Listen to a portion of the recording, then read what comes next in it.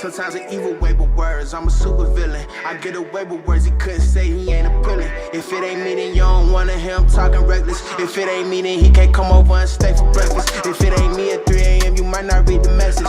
Let her know, put no suppressing, get inside the Lexus. I have my way, I'm special, I stay away from extras. No, I'm not with the extras. Flew in a bitch from Texas, I'm curving hoes for the lab. I'm rolling stone like my dad, and they won't even be mad. They know a player's path. Go to the store, I pay for what they want to pay the tax. I cop the Prada boots for winter time and made it back. So next time we face to face, want you to lay it back and let me give you what you need. What would you say? I ain't no player, got to flex show.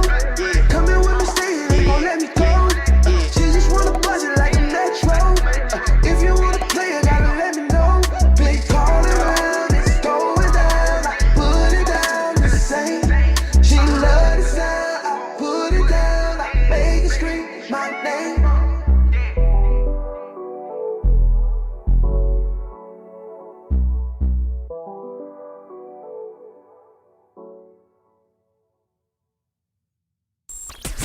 It's the #1 station, blazing the airwaves. Right here, so keep it locked. This is GRIZZBIZ, my 2 cents.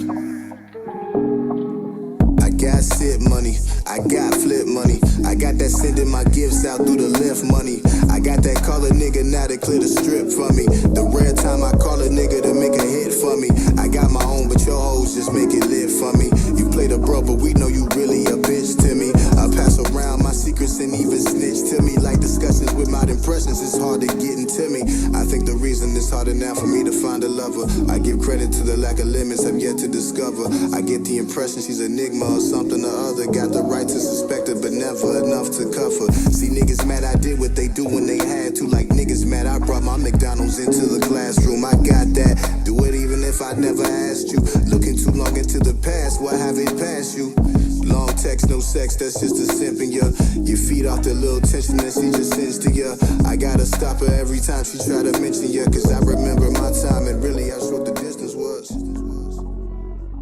She cold though. This your boy Grizz. And I'm your main man, Ringback. And this is the GRIZZBIZ My 2 Cents Show. Powered by Unanimous. It's Wednesday. Normally I be loud, man. I be watching my videos.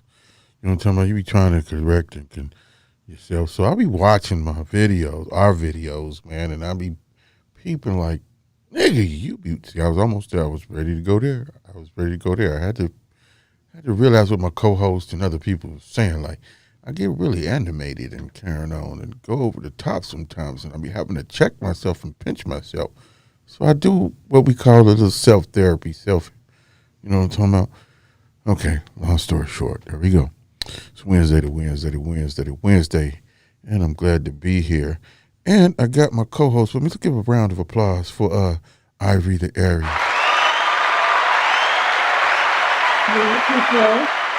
You know what? I say this every time. I love that background. I am going to break in your and Joe's house where y'all are gone. And I ain't going to break in. I'm going to stick some bubble gum or something somewhere. And I'm going to replace that with my own come-up drawing. It'll be almost as good as that. But I need that. That says something. That says Grizz. You know what? I'll let you contact my people. I'll send you the info. There you go. Because I can't. I look at that and I look at this and I know I'm handsome and this is, that but that just says something like it just punches me every time I look at it. Like, anyway, how you been, ma'am? Let me calm down. How you been, ma'am? How was your Wednesday? Gotta calm down. I'm good. I mean, it's Wacky Wednesday, so life is a little entertaining on Wednesdays. I'm just, I'm living. I'm alive. I'm well. I'm blessed. I'm happy. I can't complain. It's Wednesday. I can't complain either. I had fun this in between Wednesday to Wednesday. I went to my partner, my brother, Nate, in the Winter Circle, Mia. And the whole team, the Magic Mix, Rick Sexton, they had a nice little thing, rooftop party, and it was vibing, cigarettes, beautiful people, people with money. You know what I'm saying? So it was cool. They had lobster seafood fettuccine, and then they had chicken fettuccine. Why didn't you tell me you were going? I could have met you guys there. I said you was with the wifey. I could have brought the husband. We could have had a grand old time. So you be keeping secrets, Grizz. I'm starting to think second thoughts about you, buddy. Don't do that. You know, this is a thing that we're trying out with the Winter Circle. You know what I'm saying? They're trying to do their thing as far as putting on classy events and you know, that type stuff, and with networking and the movers and shakers of the city. So yeah, you're gonna have to be a part of this stuff because we are doing big things. On the thing on the hint of doing the strength of doing big things, like again I said in the video I posted before, I got to give a round of applause to one, and we can all give it at one time. We don't have to do them every time, but I definitely got to give a round of applause to Unanimous, and Walk, Pink Seafood, D8, Easy, there's Corey, and there's a whole slew of other members in this group, man. This is about as big as Wu-Tang. This is the next big thing since Wu-Tang and the Dungeon family. And you're hearing it first right here on the GRIZZBIZMY2SENSE Show. You know what I'm saying? We give a special shout out to the guy Leah Pink Seafood. He's doing big things, and you know what I'm saying. These guys is doing it the right way. You know what I'm talking about? This guy got a big European tour coming up. You know what I'm talking about? You hear all these people talking about the music in Cincinnati and what they ain't doing and blah blah blah blah blah. You never hear these guys getting on social media talking bad about music, talking bad about this, or interjecting anything because it's like they have blinders on. They have blinders on. And like I said, what you do don't make me shit, and what I do don't make you shit.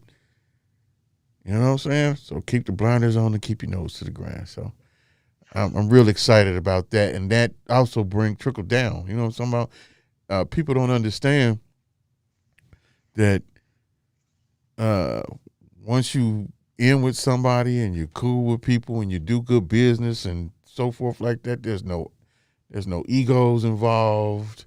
There's none of that involved. Everybody has a position to play, and they play it because they see the vision, you know.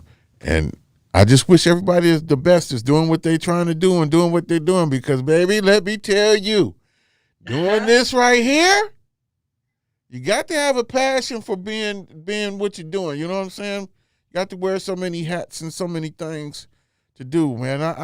I was so geeked. Well, you already know we trying to get that Tycoon sponsorship.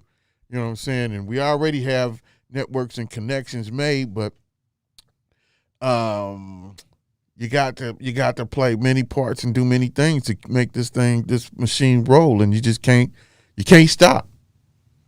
Yeah, you got to keep leveling up. Every new level requires a new version of yourself. And so I'm happy to hear, you know, the moves are being made, no matter who's making them. Connections are going to be available, you know, network is there. And you said the prime thing, you have to do good business. You have to be consistent. With good business. And, you know, once real recognize real, it's really nowhere to go but up. So, and that's the way I feel. You know what I'm saying? I've been doing this with my buddy, DJ Bruno. Give DJ Bruno a round of applause.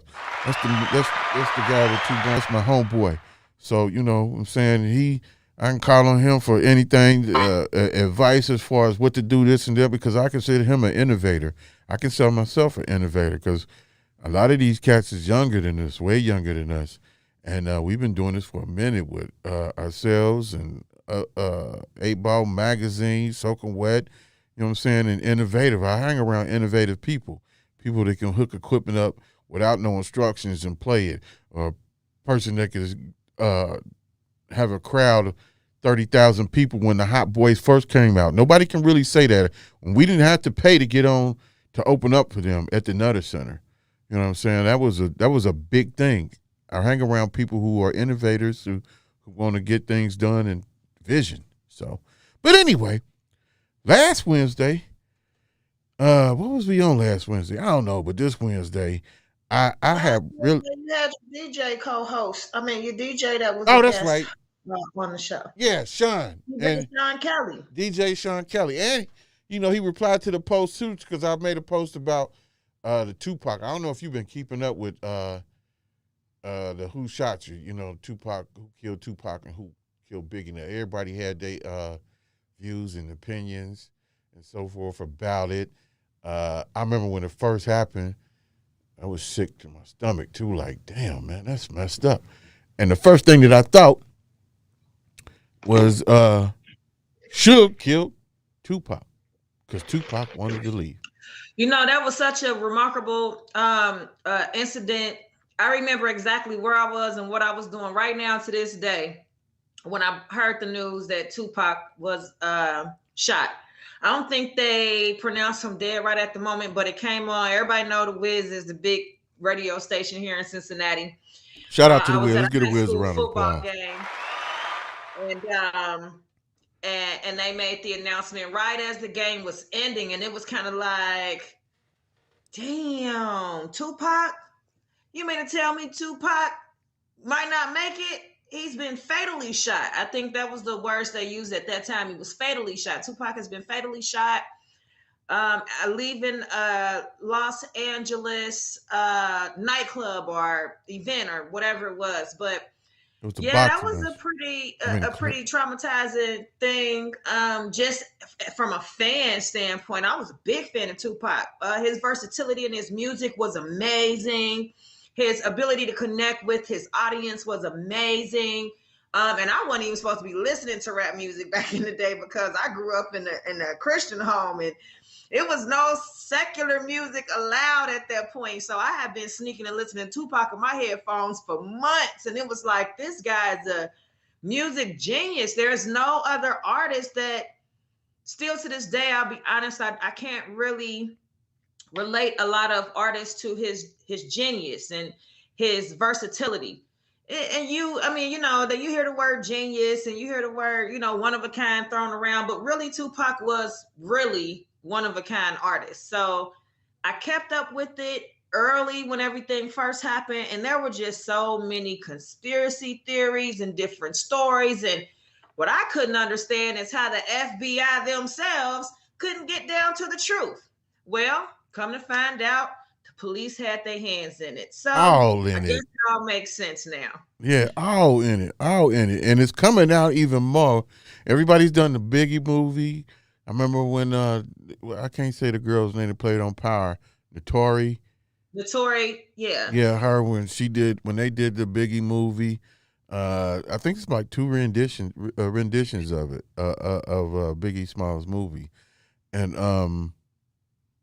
now that Suge Knight is in jail, everybody and their mama is coming out of the closet. That says a lot about Suge Knight too. Woo. Oh man, watching now, particularly. Well, let's go back. Miss Wallace filed a $500 million lawsuit against the LAPD, I believe. And that was and it got thrown out or beat. LAPD beat the case. Of course. But there's a new movie called City of Lies, and the head detective on that case went through so much hell for internal affairs, for doing what he was doing, and he got to the bottom of it. And let me pull up my stuff, my Google Docs.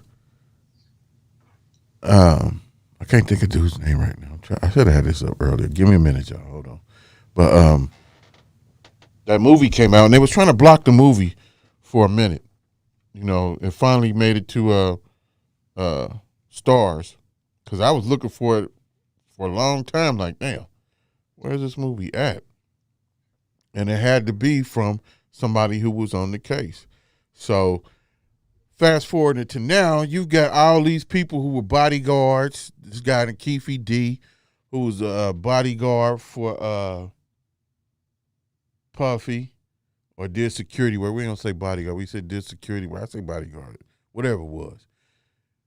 Doing security work for him. And then you had Reggie White and his crew, which is he was a L.A. police officer. How do you go from being an LAPD officer to running a $1 billion company? You know what I'm saying? How in the heck do you make decisions on people's music and careers and doing this and doing that? And I ain't hating, but I'm just like, damn. And you the police. You know what I'm saying? So, damn, that's crazy right there. Like, how is you doing this? So, me tying this all in today and this past couple of days, if they could bring up the Keefe D link, I have posted it on my YouTube, on our YouTube channel too. But this guy right here, man, and this is courtesy of Dialogue podcast or whatever. I ain't gonna say whatever. Dialogue, their podcast too. And man, you listen to this guy. He is a straight up gangster, straight up Crip. Sound just like them people out there, them guys out there, LA doing their thing. But this guy just tells on himself the whole goddamn interview. Like, who does that? Like, I don't know if they he pulled it up yet, but I don't know how I don't know how. First of all, I don't even know how he's even still able to speak on this stuff for real. The whole interview, the guy just tells on himself. Look at it. Let's bring that up right quick. Puffy, out of curiosity, why you think Puffy haven't been arrested for conspiracy? Who did he conspire to? I mean, he put a hit on Tupac and Suge. I mean, even if he wasn't serious, he still said it. And the people he said it around ended up killing Tupac. Which was y'all? I asked them to get us some money for some guns. Right. All the little bottom fruiters told the police that, homie. What I'm gonna change the story for? Suge and them told the first fucking night. But even with Suge, they came for Suge. Reggie went and told his daddy. Why his daddy would come to me the next day? Right. They went and told him, man. They told. But that's the thing. Everybody, but they don't get no grief. What the fuck is he talking about? He saved his family, saved all his homies. 48 people was going to jail. They shredded the indictment because I told them the story. Told them what happened. I'm the only mother. I told on myself. Ain't nobody go to jail did a day behind me. So they say what the fuck they want to say. Better not say that shit in my face. But you don't think that's weird that everybody is getting messed with, but nobody ain't messing with Oh, Puffy? believe me, they was on his ass too. I know they was, because they was on me. I did That's nuts. I did 5.5 years. Every month they came up there on me. Serial killer. You don't know what you got on your yard. Ooh. Very dangerous man. Like, you know what I'm saying? Right. I used to go tell them, go fuck themselves. Get up out of here. You ain't got shit. You had shit, you put me in jail. Motherfucker, you ain't getting out. They had the major crime unit from the FBI, LA district. John Gotti would have been. There go your FBI, Ivory. The same people would have got his ass that was on me. Matter of fact, they took down the Green Reaper. Right. But the Green Reaper, y'all seen that dude? Yeah, I know what you're talking about. Yeah, the same dudes took him down, dude. Mike Tyson, how you feel about him saying that he wish he had 5 seconds in a room with Tupac Killer? And I only need 1 second with you, dude. Stop! Stop! He said, can we rewind that? This guy is nuts. He is nuts, man. They might have hit him with their Thorazine in the joint, bruh. I don't know, man. He nuts. Tupac Killer. And I only need 1 second with you, dude. Well, you better leave me the fuck alone and keep boxing, dude. You a boxer. You guys not no fucking case. All of a sudden, everybody want to be killers now. Man, knock it the fuck off. You a boxer. I seen him. I seen him at the mall at the fashion show out here in Vegas. It was about 15 deep. And this big Crip dude named Jerome Williams, one of his bodyguards. I went the other way just to keep the front function down because I know Jerome would have like, "Keep it in, what up, my nigga?" And Mike Tyson would have, But Mike Tyson used to hang with Zip. I'm that same dude that you came over there in the Jordantown Housing Projects on the four-wheelers to meet. You and Zip on the four-wheelers. Y'all had on your overalls. I'm the same dude. Don't act like you don't know me. You don't want to fucking you lose your life behind no bullshit. You know what I'm saying? Mike, leave that shit alone, dude. Keep on boxing. More power to you, bro. That is crazy. The white Cadillac. It was 4 people in the white Cadillac. It was you, Dre, Orlando, and Terrence Brown. How did Terrence Brown pass away? He was at a weed place, and he was a security there. And people came and robbed, killed him and the owner. What about Dre? Is it true that he died over obesity? No. Yeah, So this guy was in the car. So he gave the gun to Orlando. And Orlando, they rode around, and I watched this. And fast forward, they ride around. They went to the club 602 or whatever it was, 662. They wasn't there. And the other episode, interview the next part of it, he asked him, "Well, how'd you know where they was at?" Whoa, whoa, whoa, whoa, whoa, whoa, whoa, whoa. I'm like, what? And we pulled up on him, and Tupac was hanging out the window, and then he said he started dancing around trying to get to the back. It looked like he was trying to reach for his own gun, and he pulled while he was shooting, while Orlando was shooting. Tupac was trying to get in the back seat. And it is crazy that we have the killers right here. We have the killers. We have the motive.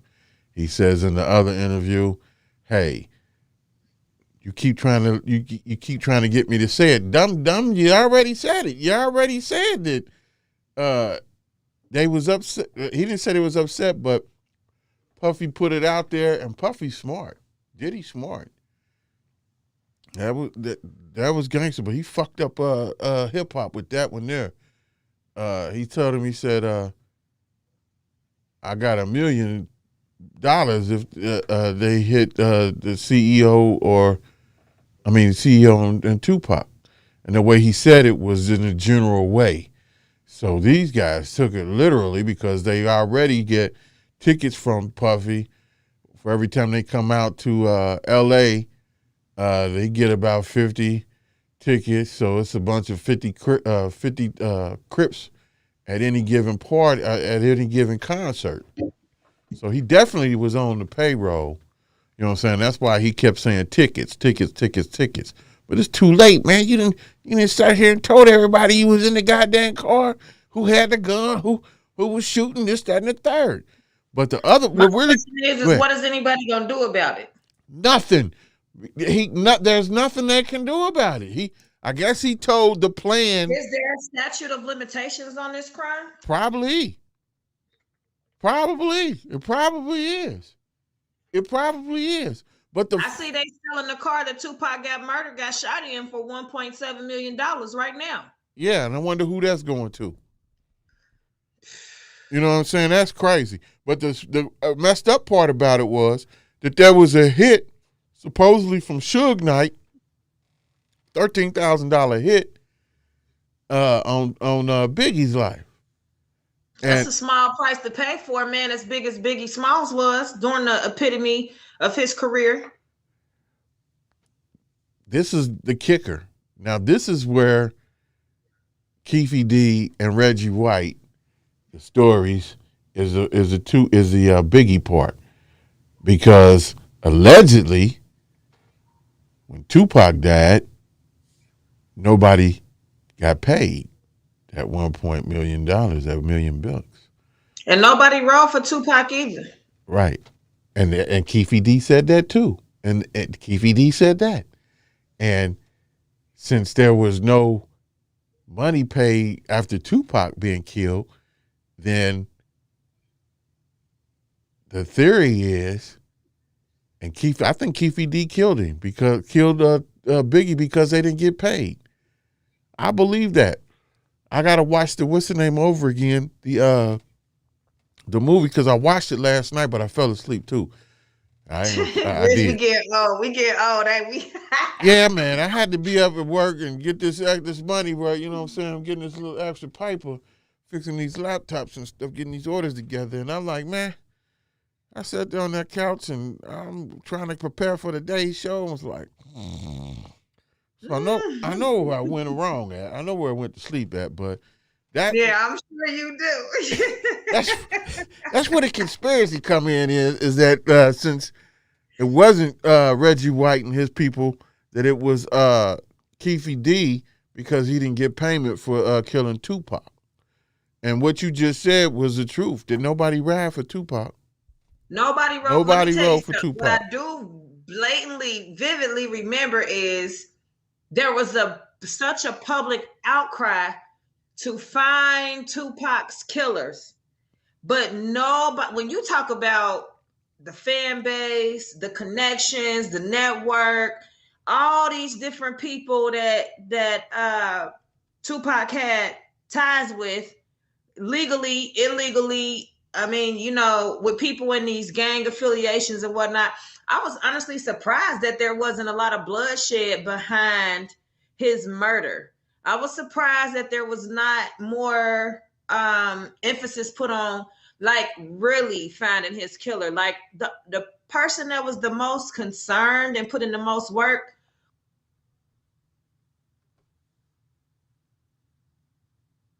But Tupac was worth so much monetarily, on a business level, like his catalog of music. I think it just was sad that we just never really had closure on what really happened to him.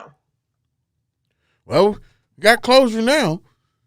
But we still don't. I mean, there's still because, and this is my thing. I just feel like there's a lot more to the story, and these things coming out after so many key players have passed away and they're no longer here to speak their part or their truth on what, you know, happened from their standpoint. That's the part that's still like, a lot can be said after somebody is dead. They're not here to defend themselves. So I can go with it, but for real, it's so long. It's so many years later. Like I can't 100% believe any of this story.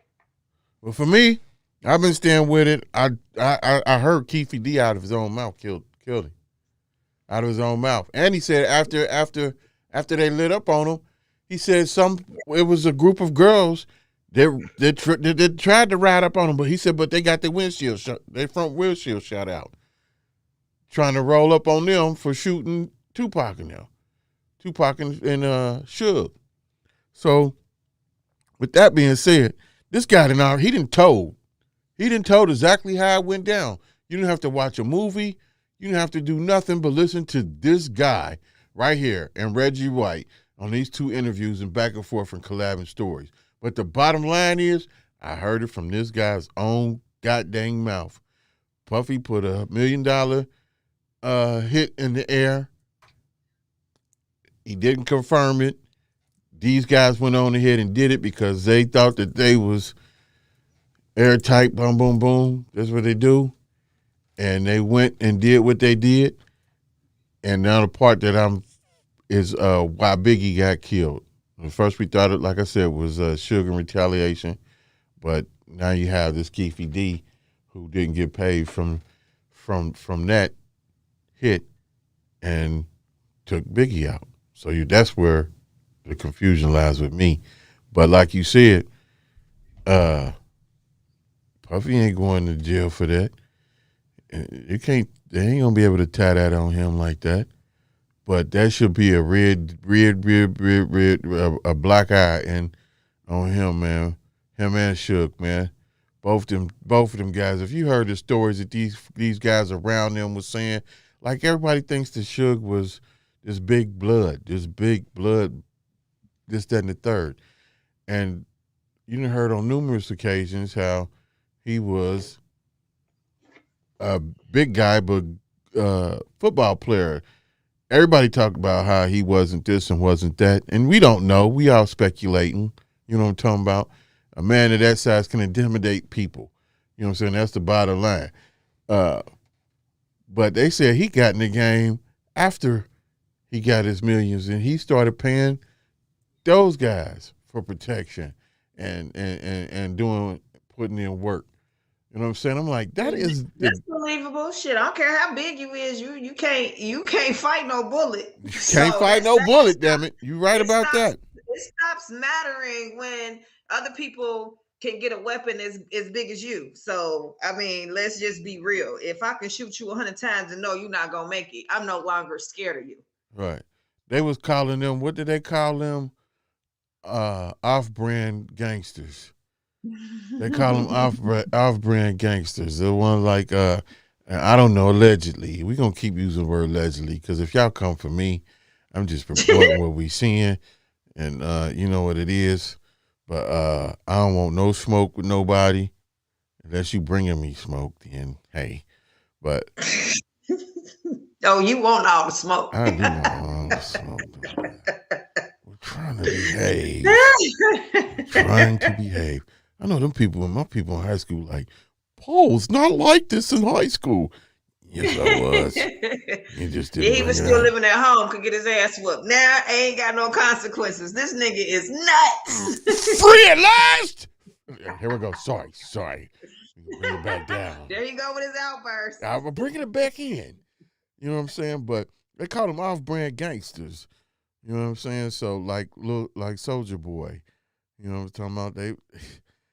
Chris Brown, all of these celebrities, they say they don't understand it. The gangsters say they don't understand why we trying to get out the ghetto.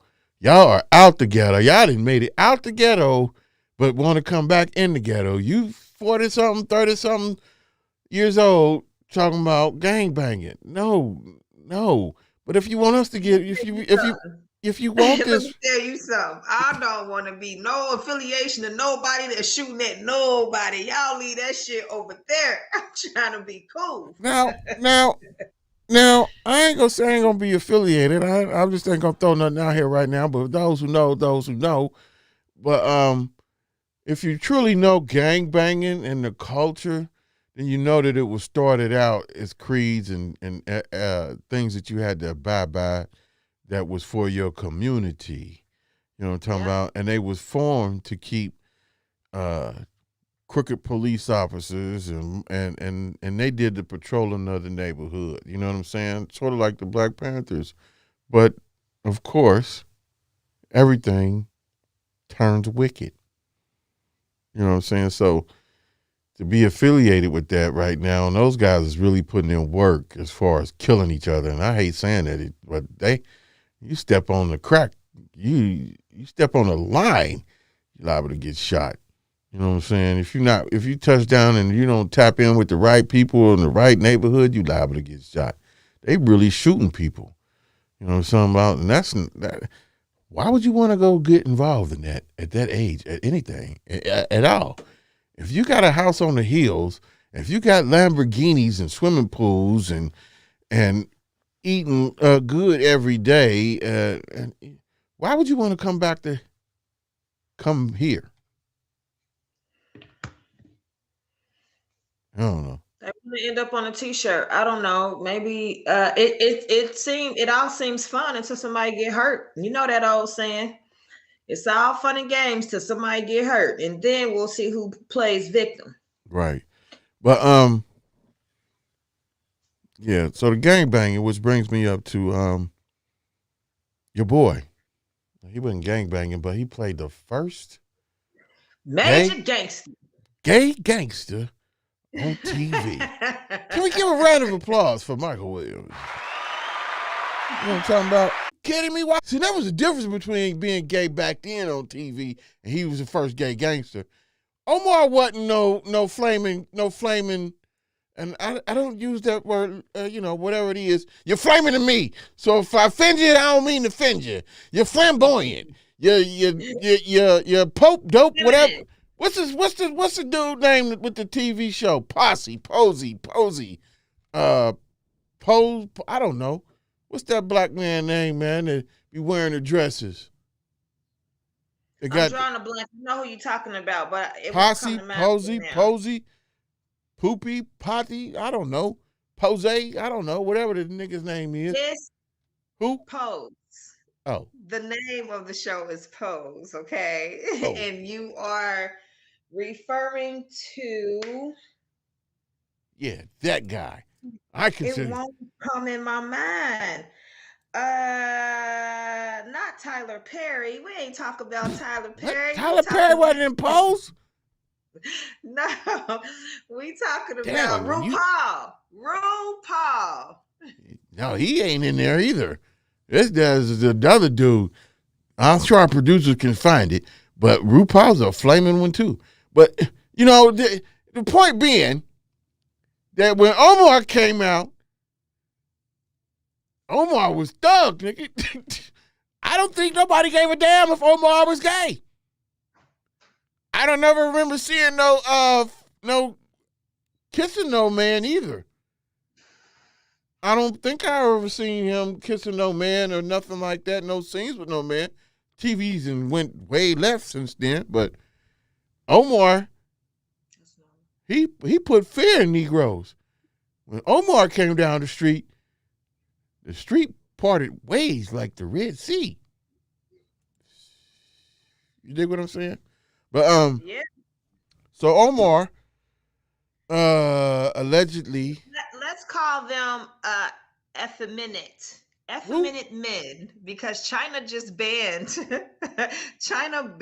any public show of that type of character, role model, or TV personality.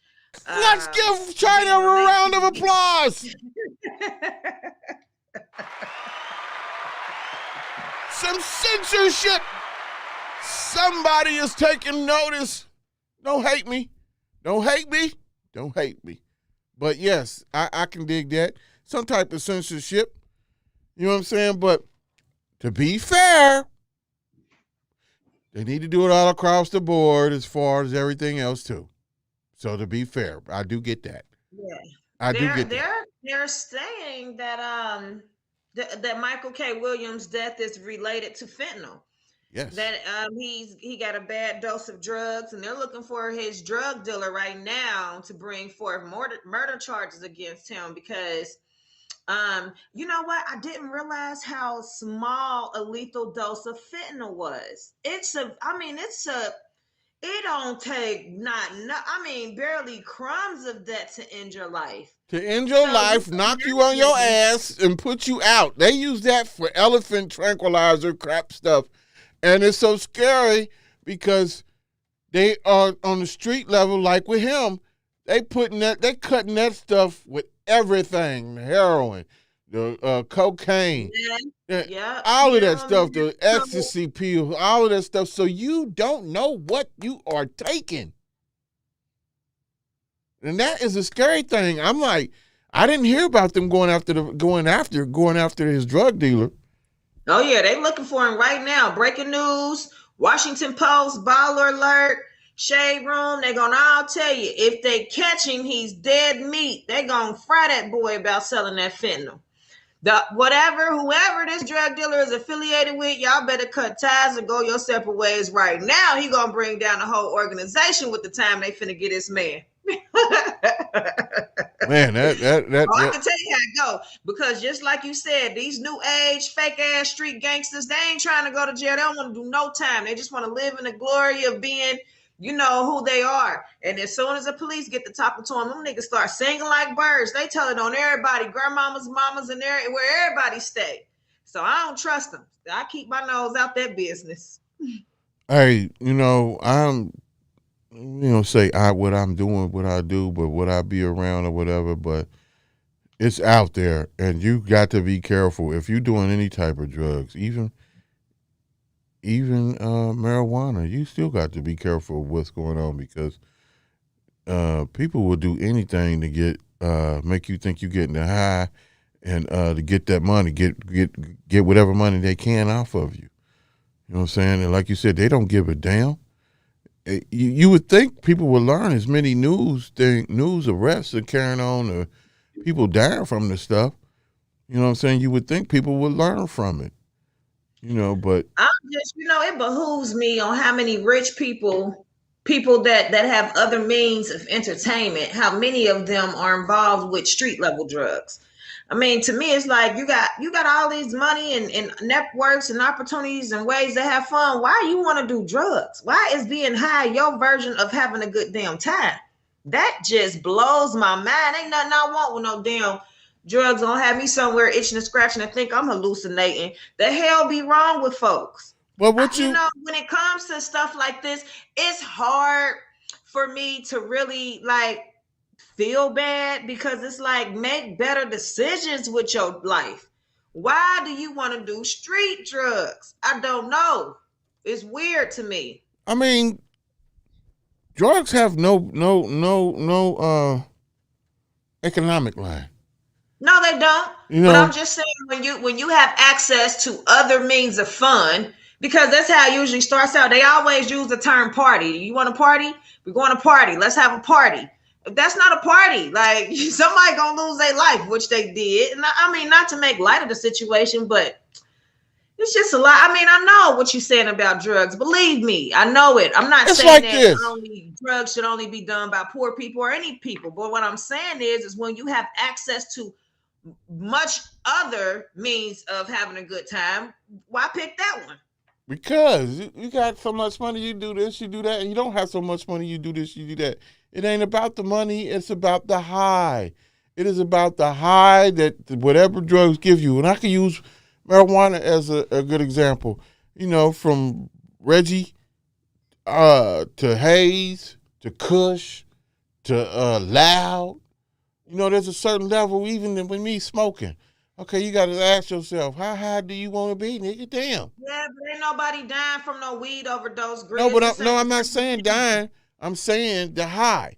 Once you get to a certain high, some people don't know how to cut that off and want to go to a higher high. And however that makes you feel. You know what I'm saying? And they get addicted to that. And they get addicted to that high, that rush. I guess you could attribute it to maybe somebody jumping out of a plane, the rush of somebody jumping out of a plane, or the rush of riding a motorcycle at 200 miles an hour. You know what I'm saying? Something like that. That's why a lot of people feel about it. You know what I'm saying? So, like I said, there's no color line, but it's just really, really wild. And it's an addiction. It's definitely an addiction. And I can't relate to being addicted to anything. So I guess that's where I differ from this situation. I can't relate to addiction on a personal level because it ain't nothing that important to me that I can't or won't stop doing. So right, well, you have that mindset. But that segue right into our next thing about heroin, and which we was talking about Afghanistan, and yeah, I don't know. In the United States of America, and they strong ties on trying to keep their presence in this country that they ain't never did no help for. Afghanistan look like a goddamn battlefield over there. 20 years later, they ain't helped them people do shit. They still stealing from them, robbing them, taking all their natural resources, and the American people got the nerve to be upset with Joe Biden about bringing these troops home. And we need to be over there. Hell, I'm just talking. Don't want to give us rights. Well, I'm just talking about the drug part of the game. We was over there for what you talking about, but we was over there for the drugs. We was over there. That is the biggest maker. That is the biggest crop of heroin that you can get a supply from. We have many examples, and people don't believe it. People don't believe that we are over there for that reason. Part of the reason. That's not the whole reason, but the main part of the reason. You've had people like Frank Lucas, who set up shop, did what he did, cut out the middleman, worked with the U.S. government. There had to be somebody higher than his cousin. That was his cousin in that movie to allow this and that to go on. And if you go into the movie, you remember when the detective wanted to, the police dude wanted to open up the coffins and so forth, and the dude fought him hard on that, fought him hard on that, the commander. Then people were involved in that. And you go up to modern day, and I don't know if you bring it up, but the guy I posted a post about the subject that we're talking about right now. And if you could bring that up, that Salim Sharif guy. And there's probably many more like him. So many more that's doing the same thing and supplying this country underground market with heroin. Heroin is used in many pharmaceutical companies, street level. It's been taken over. Now you got all these people who want what do you call it? Help for the addiction, because the addiction is beyond control in the United States. And those people have been funneling that over here to do what they do. And you got a whole nation of people, like you said, I can't understand this addiction, but you got a whole nation of people doing this. And it ain't like heroin, it's new. It's not like, it's been going on for years. And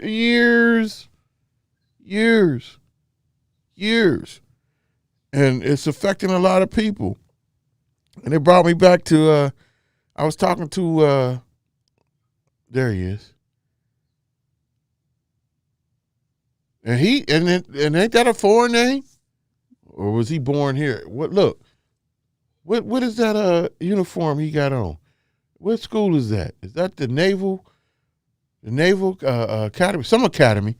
Man, that should tell you right there. That tells you right there he got popped for doing this thing like Frank Lucas. It's a game, man. It's a game. And I feel sorry for the troops who go over there and wonder why they are over in these countries in the first damn place. I got a vet, a Marine, at my job, cousins. He was in West Point. That's his West Point uniform. Oh, the West Point, yeah. So he up there. He up there with them upper echelons. He probably was shipped over here and got in there. I don't know. I'm making that shit up. That's the highest ranking school you can get into when you're in the armed forces. Right. You know what I'm talking about? So it was a plan already to put somebody in him like there to do what they do. But what was really tripping me out. Of course, it's a black man. Send a nigga to jail. Who gives a damn? And his name is, and he's if he wasn't born here or his immigrants, I don't know if he changed his name or not, but that's not a name. No, but you could be born you from can be stereotyping. We can be stereotyping too. I could be stereotyping too, so we give him that. But I'm more concerned with these veterans who come back from these places like Afghanistan or Iraq or whatever, and they are so mad because they're not getting the treatment they deserve when they come home, for one. And for two, I hear all of them say, what the hell are we over there for? One veteran that I knew, he was having so many nightmares and so forth because they was killing children, allegedly. Children, everybody, you know what I'm talking about? Like, and I get it. Like, look at here, man. There is no threat here yet. Every threat, every action that's been taken on the soil of the United States, it's always had some type of conspiracy behind it. Some type of proof for, like the 9/11. I don't know about the Oklahoma bomb. I think that was like the Capitol people that I don't remember his name, but there's actually, until you can think of what, Hiroshima, World War II, or whatever that was when they came over and was bombing Pearl Harbor. That's the closest, I think. I might be wrong. Everything else has been civil wars or wars amongst ourselves. But for anybody to touch the United States soil on foot, I ain't never heard that happen. Have you? No, the white racists are the biggest American terrorists you'll ever see. Exactly. So that's what a lot of these vets and armed services folks is trying to figure out. Like, what the heck are we all over here for? And there's no threat here. There's no threat on our land. The closest, like I said, was Hiroshima. The rest of that's been, like you said, white terrorists tearing down stuff or the government trying to start stuff. But bringing in a new era, bringing in the troops back home here, I believe that this soil will be touched. I truly believe that. I think that. And I have no proof of that.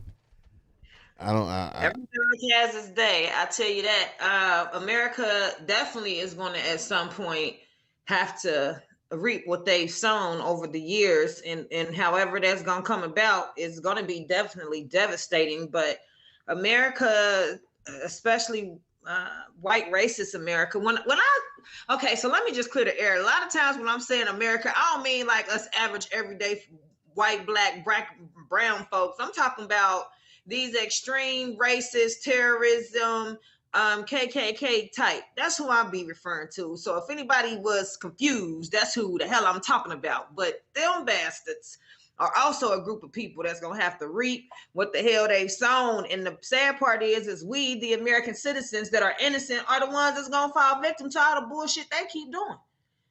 They're not gonna have to pay for it. They're gonna go in their underground bunkers with their 1,000 pounds of morsels and non-perishable foods, and they gonna come up after the smoke clear. And here we is gonna be all dead and disgruntled over all this BS that they've been starting and stirring up for hundreds of years now. They just making enemies with a lot of the wrong people. And but you know, I don't know. I'll say that American power, military power, they're the people that they've already put in place to notify us of these goings-ons. You know, I don't know. I'm not gonna say it's gonna happen in our lifetime, but it'll happen. It's gotta happen. I mean, you have veterans in your family. You have vets in your family, armed forces. What do they say? You know what? To be honest, when I do talk to the vets in my family, they don't speak on military affairs. They prefer to not live in that life when they are home with their family. So we don't really have these conversations. And most of the vets in my family have been to, if not one, maybe 3 or 4 tours over in the desert. So that ain't really nothing that they like to talk about as far as speculation. They do all say that the wars have been meaningless. There's no point, and they didn't have any resolution. Nothing was accomplished. And so, you know, there's no benefit. But one of my family members that have been in the military, that were in the military, retired from the military, ain't even never coming back to America to live. So if that don't say something, I don't know what else it take. Where they living at? One of them, never mind. I don't know. Never mind. One of them places. Never mind. Never mind. You heard it. You seen it first on GRIZZBIZ. I already got quiet like a bug. A church mouse. I can't tell them family where they at. All I know is I was getting ready to say something that was inappropriate, so I don't want to seem disrespectful, but I can't. It's like a Cambodia kind of country, like somewhere like that. Like there are no Caucasian people that reside where he resides. There is that culture, and there's some black people. A lot of them are from military that don't want to come back to the States of America. It's nowhere where white people are. I tell you that much right now. They know something. We need to reach out to them and pick their brains, and we'll put the screen up so nobody can see their faces or anything and change their voices. Like, why don't you want to come back to America?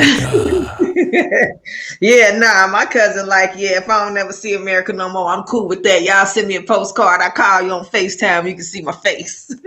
I am not mad at him. The older I get, the more I want an island myself. I heard Jay Prince talking about an island. I want an island too. I know, even though you're away from it, it's still going to reach you. But I'd rather just have my whole compound, my family right here. Guess what? Invest in the water stocks in all of these hurricane countries, and you'll be rich quick, because they is selling a bottle of water for $1. It done went to $6 and $7, and inflation is real in America. And yeah, so if you want to get rich quick, just benefit from like all the other rich non-caring people do, and invest in something that America really needs. That's a but great can't get enough segue. of. I saw that story, a post about people were talking about price gouging. Why is it price gouging when you're selling a bottle of water for $6, but you can have a $1 billion company or whatever was selling this? You know, it Yeah, was still. the pharmaceutical companies. I mean, they take $2 to $5 to create this drug that you supposedly need to stay alive, and they able to sell Tearing it to your ass you. up on the inside. You got Yeah, all they types sell of different side effects. to If you you. take this pill, you might start shitting on yourself. If you take this pill, you might get a lump on your left eye. If you take There you this go, pill, Riz. There your you big go. toe With will the be. extremes. Oh, sorry. But I'm just saying, like, honestly, think about it.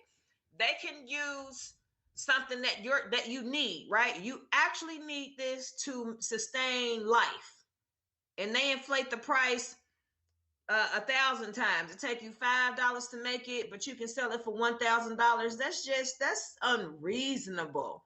America ought to be ashamed of itself, but this is the world that we live in, where the big guys, you know, do what they want, and they leave the little guys to do what they can. And that's why we're going to continue to see these drug issues, these economic issues, and really, we talked about this too with my family just over the weekend on, you know, America, they so pressed on American people don't want to work over these stimulus checks. But my thing with it is if the American government would force a livable income on all these companies, let's be realistic, Grizz. You cannot make rent and have a sustainable life off of 12, 13, 14, $15 an hour.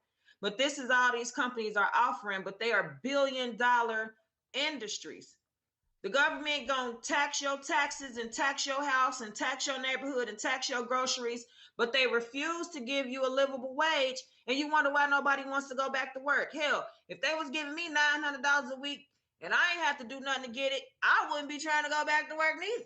But Shit, here's the thing I with that. qualify. Here's the thing with that. Yeah, you might take advantage of the situation now because they ain't paying you what you weigh. But what about when they say, okay, we're gonna cut this shit off. We're gonna cut this unemployment off. We're gonna cut this there's gonna be this stipulation in order to get to get assistance from the government, to get food stamps, to get this, that, and the third. What you They think? already have those stipulations, but guess what What if they get? stipulations they don't have? The rich people don't have to pay taxes on their money. The rich people are able to hire people to avoid having to be inconvenienced by their riches. The poor people don't have those options. I'm not saying either side. I'm not saying that it's right to just live off of income just because you don't want to work. What I'm saying is this should push the American government to put a standard on employers. That's all I'm saying. Give people a livable wage. You won't have to worry about them sustaining their lifestyle off of funds that we are still providing. Let's be clear. The rich still ain't paying them. It's still coming out of our pocket. We don't have retirement funds. We won't be able to tap into Social Security. These rich folks gonna still pass their billions down to their grandkids. They ain't never gonna see a day on hard labor on nobody's workforce. So what I'm saying is if this doesn't open the eyes of the American government to say, every working person, I don't care what the hell your job is, whether you wiping toilets or skyscraping, you need to make at least a livable wage. You look at the income and you look at the cost of living and you look at the cost of food and you look at the cost of child care. That shit don't add up. I couldn't go out here without my husband on a day-to-day and live my same lifestyle with one income. I'm just keeping it real. There's no way, no matter what, and I don't live off of public assistance. So what I'm saying is without those opportunities and options, a lot of households will fall. Not just Black, not just lower class, but look at, like I said, the way that they even are able to tax us. that the rich are not being taxed the same way. I know. They need to reevaluate our economic system. Did you hear that they're getting ready to tax anything in the bank over $600? It used to be $5,000. So now they talk. I heard that today. Like, what? Well, I got to do some research on this. We got to talk about this on the next show. Yeah. I don't know anything about it yet to give any insight. I'm going to look into that and see what the stipulations are, because that don't make no damn sense. You mean to tell me I can't have my own $600 in this bank without them taxing me? Yep. Big Brother is watching. Big Brother is watching. Oh, I'm going to storm the Capitol in a minute, Grizz. Let's go. Get your guns. Let's go. Okay, Lord. This is GRIZZBIZME. Have nothing to do with Ivory the Aries and her storming the Capitol and none of that. I don't know what the hell she talking about. We supposed to leave that to them white folks and let them do what they let them do what they do. I'll pass. I'll make it through. No, I'm sorry, honey. I'm sorry. The nigga in you is really showing. The nigga you is really short. But quick question. My white side first. I got Caucasian in my family. We all do. Damn it.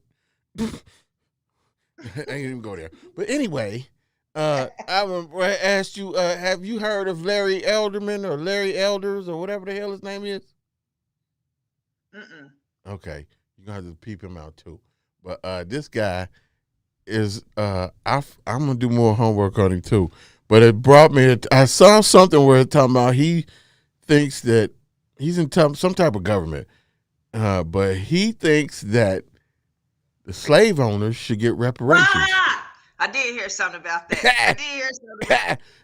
But maybe, as I said, we're going to talk about him next week too, is at lunch today, the white folks was talking about Larry Elderman, and I like Larry Elderman. I like him. And I'm like, for him, I'm thinking to myself, before they can say anything else, I said, this nigga must be Mr. Coon. And sure enough, he talking about he want reparations for the white slave owners. Man, because they lost money when the slave went free. Man, I say, boy. We need to hold them motherfuckers accountable for mass murders and what you call serial killings. Yeah, we know that, but I'm focused on this idiot. I told them at work, I'm like, y'all found y'all another, what's the Dave Chappelle character? Clayton Bixby, the blind black man that was Ku Klux Klan. Only difference is this nigga can see. Well, he can't see, but he blind as I don't know what. I said, they're like, no, he's not, Paul. I'm like, yes, he is. That's Clayton Bixby. He can just see. Y'all found y'all one. And then I had to calm down like I am now, because I was at lunch and I didn't get to go take my medicine, but my medicine was still wearing out for me because I take real medicine. Them some old Uncle Ruckus ass niggas, ain't they? Oh my God! It's like, where do they find these Negroes at? This nigga was he was hiding in the kitchen, in the cabinet. Yes sir. And they said, you know what, Larry? You're the type of Negro, you're the type of nigger that we like. Candace Owens ass nigga. Yeah, you're the type of nigger that we like. But anyway, I ain't gonna hold you. I'm gonna quit saying, I can say that word, damn it. You can't. You know what I'm talking about? How about that? But I ain't gonna hold you, ma'am. It is about that Bat Time Bite channel.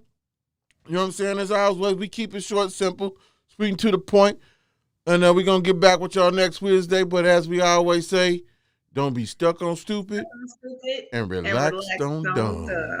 Have a good night, guys. Hey, hold on. I forgot to tell y'all that y'all need to holler at Michelle Bean because her play is jumping off this weekend. What was it called, Ivory? Through Blind Eyes or? Yes. And I do want to see that. So post a link so we can buy tickets and go enjoy the show. Yeah, that's what's up. We're going to do that. But as again, we'll see y'all next week. See you next week.